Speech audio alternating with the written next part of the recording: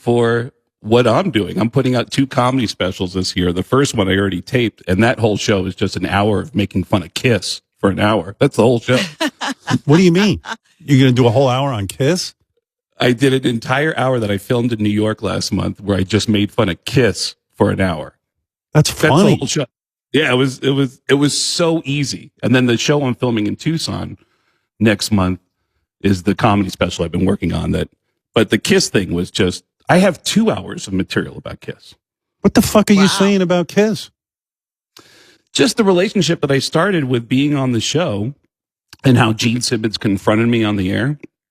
The day after Gene Simmons confronted me on your show, I got a phone call from their management company, McGee Entertainment, and they wanted to tell me that their singer, Paul Stanley, was my biggest fan. I believe it. I bet you Paul loves you. And that they wanted me to know that Paul loves when anyone makes fun of Gene Simmons. I couldn't believe it. It was the craziest.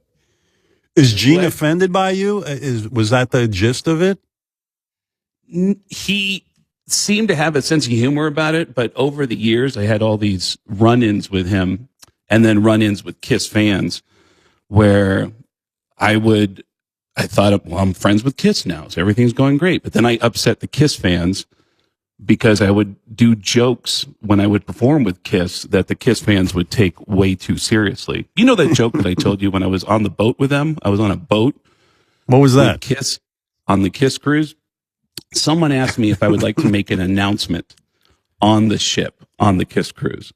And I said, absolutely. Well, let me ask you a question. If I make an announcement on this ship, who's going to hear it? And they said, well, if you want, we can flip a switch and it'll get piped into every cabin on the ship. And I said, oh, nice. Flip that. I know exactly what I want everyone to wake up to. The next morning, 3,000 of the biggest Kiss fans in the world woke up to, bing bong. Hey, everybody, this is Paul Stanley.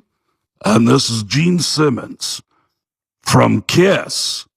And we have a very important announcement. Do not panic, but we have a very important announcement about the Kiss cruise. At that moment, all my friends on the ship said that all the fans had stopped, were looking up at the speakers and smiling until the next words that came out of my mouth.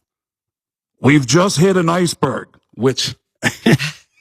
Keep in mind, when I said we've just hit an iceberg, we're in the middle of the fucking Bahamas when I said that.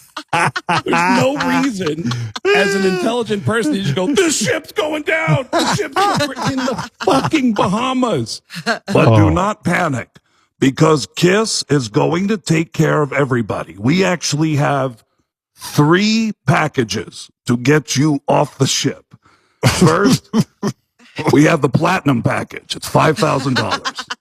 We can put you on a life raft and you have your own private photo taken with Kiss.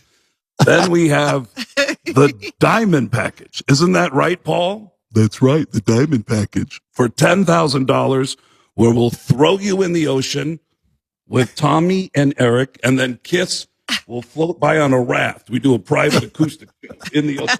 Everything I said, an acoustic set. Stupid. Yeah.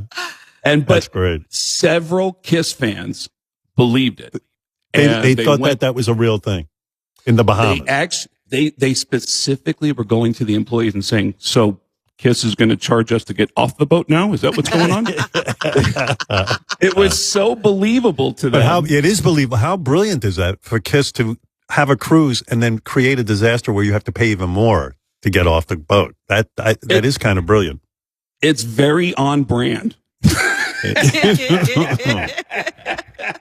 I haven't seen you in a while. What's going on?